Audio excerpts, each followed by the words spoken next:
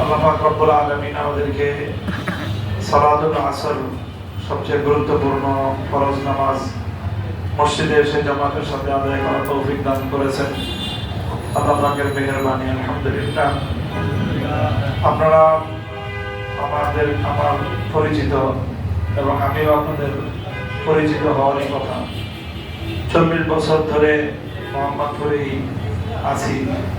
আপনাদের এই মসজিদ থেকে যখন আমরা ঠেলাগাড়ি মসজিদ বলতাম, আপনাদের সেই কথা মনে আছে কিনা?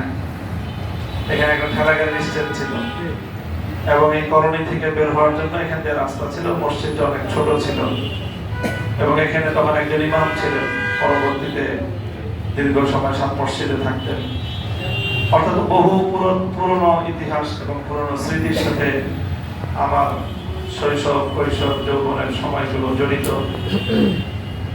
তো আমি আলহামদুলিল্লাহ আপনাদের দোয়ায়, আল্লাহ মেহেরবানিতে বর্তমানে মাদ্রাসা শিক্ষা, জেনারেল শিক্ষা, রাষ্ট্র রাজনীতি নিয়ে দীর্ঘ একটা কাজ করার সুবাদে আল্লাহ পাক রব্বুল আলামিন আমাকে বর্তমানে রাষ্ট্র, প্রশাসন, সরকার সব জায়গায় একটা গুরুত্ব এবং অবস্থান আল্লাহ তৈরি করে দিয়েছেন। তো আমি মনে করি 40 বছর মোহাম্মদপুরে থেকেছি।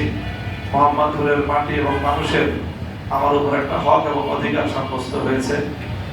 তো আমি সেই হক অধিকার যতটুকু সম্ভব আমার পক্ষে আমি আদায় করার চেষ্টা করব।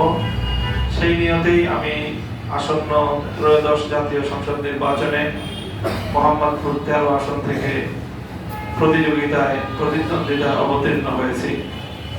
তো আমার প্রত্যয় যে ইনশাআল্লাহ মোহাম্মদপুরের যে সকল সমস্যাগুলো আছে, আলহামদুলিল্লাহ আমার আত্মবিশ্বাস যে এই সমস্যাগুলো সমাধানে সাধারণ 10 জন